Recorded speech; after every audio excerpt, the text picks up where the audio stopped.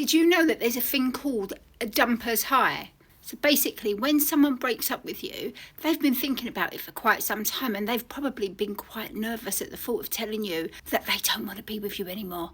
So a lot of people, when they break up with you, even though for you it may come really out of the blue, and it might be like oh my God, it was just a sudden decision.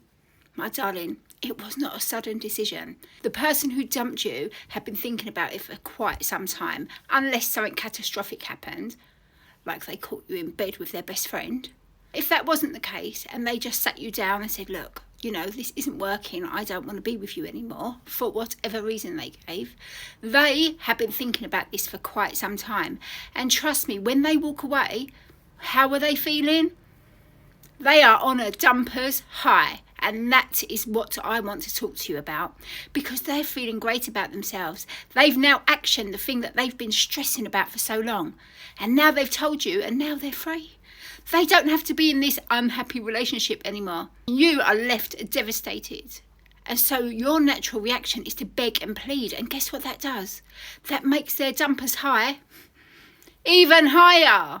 So how do we counteract this? How would you get rid of this dumper's high and make them actually realise what life is like without you, and get them to actually feel the loss of you? There is literally only way to do this, my darling, and that is no contact.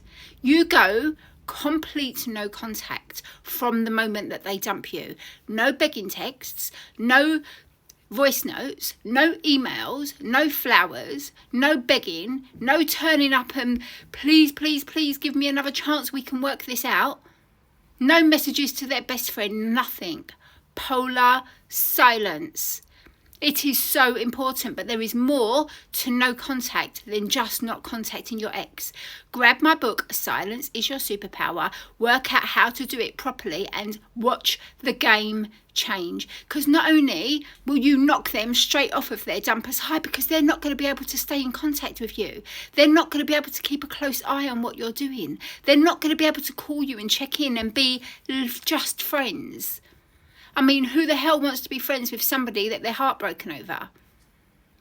That's the worst thing to do. Never stay friends with somebody you are literally heartbroken over in the hope that they change their mind. It's the worst thing to do.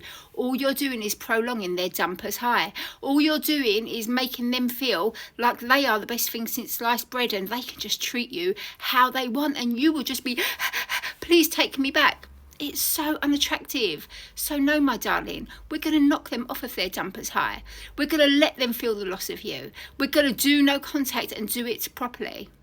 Because you, my darling, you're the prize. Never forget that. Look in that mirror, straighten that crown. Remember who you are.